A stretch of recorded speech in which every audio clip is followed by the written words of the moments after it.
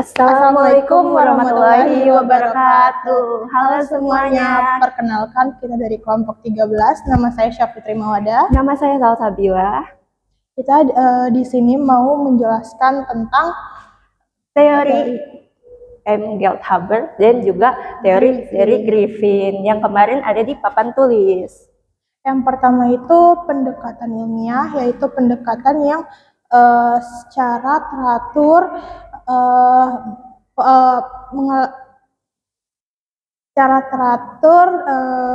berdasarkan ilmu pengetahuan yang prosesnya itu harus sesuai fakta, ada buktinya.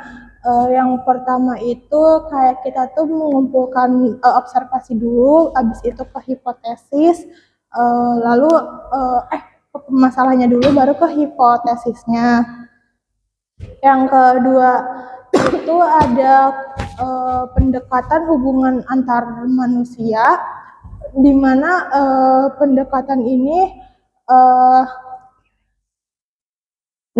di mana di pendekatan ini tuh ada beberapa komponen. Yang pertama itu ada interpersonal, juga kedua itu ada jaringan sosial, dan ketiga ada kenyamanan, lalu disertai dengan motivasi dan juga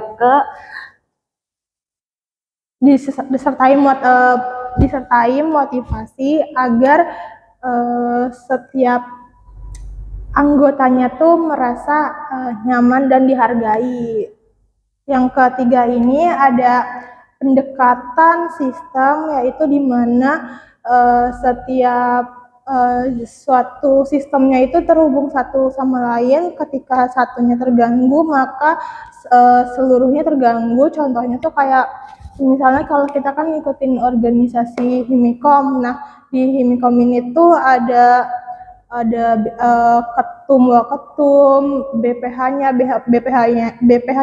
ini tuh terdiri dari sekretaris 1, sekretaris 2, terus bendum 1, bendum 2, habis itu departemennya. Kalau kita di departemen dari PSDM, terus habis itu ada departemen dari eksternal, internal, media info. Nah, ketika mereka salah satunya terganggu, maka seluruh sistemnya terganggu. FYI, sistem dari teori Gelthaber ini mempunyai sistem terbuka, yang dimana kita tuh butuh pihak eksternal untuk proses komunikasinya. Jadi kita butuh sebuah review yang nanti dijadikan sebuah proses komunikasi dan mendapatkan sebuah feedback.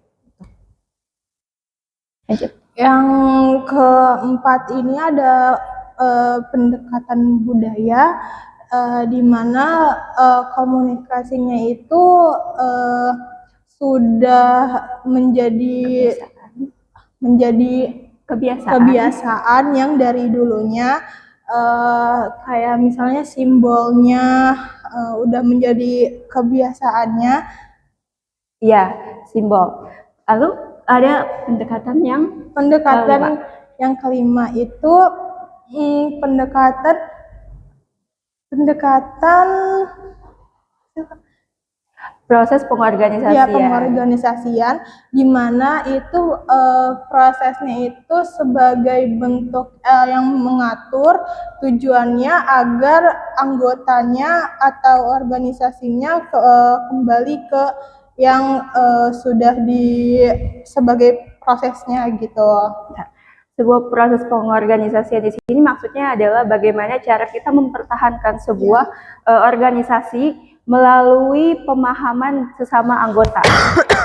Ada yang terakhir, visualisasi komunikasi organisasi, di mana di sini adalah sebuah penciptaan dan penyebaran sebuah informasi.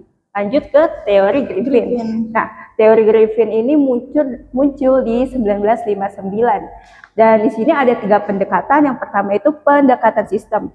Pendekatan sistem di sini sama seperti teori Gelthaber tadi, yaitu saling terhubung dan saling bersangkutan. Jadi contohnya ketika di sebuah organisasi ada sebuah divisi yang mandek lah, kayak contohnya dari PDD gitu, mandek, nanti kita sebagai divisi lainnya juga bakalan terhambat karena si divisi PDD ini. Kedua ada pendekatan budaya, yang dimana seperti tadi, dimana organisasi ini dipandang sebagai budaya, seperti contohnya itu makna simbol. Makna simbolnya itu bisa berupa pakaian atau juga logo dari sebuah organisasi tersebut. Bisa juga praktik seperti kebiasaan-kebiasaan yang sudah dilakukan sejak lama, yang terkadang tidak ada di SOP. Jadi itu aturan tidak tertulis lah, seperti itu.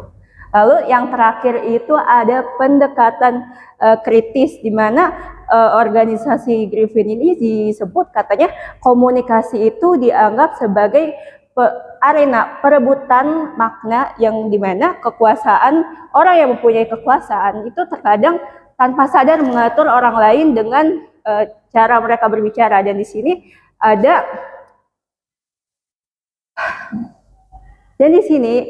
terkadang orang yang memiliki kuasa itu dari dia memiliki kekuasaan itu mengatur bagaimana cara mereka berinteraksi dari anggota lainnya.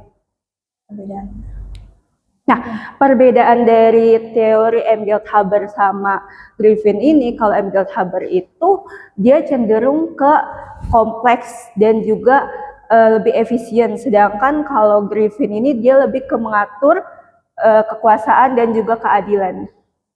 Dan juga yang saya pahami juga kalau teori Engelthaber ini lebih ke arus informasi, bagaimana sebuah informasi itu terjalin di dalam sebuah organisasi, sedangkan di dalam teori Griffin sendiri lebih ke pola interaksi dan juga hubungan antar individu. Itu saja. Oke.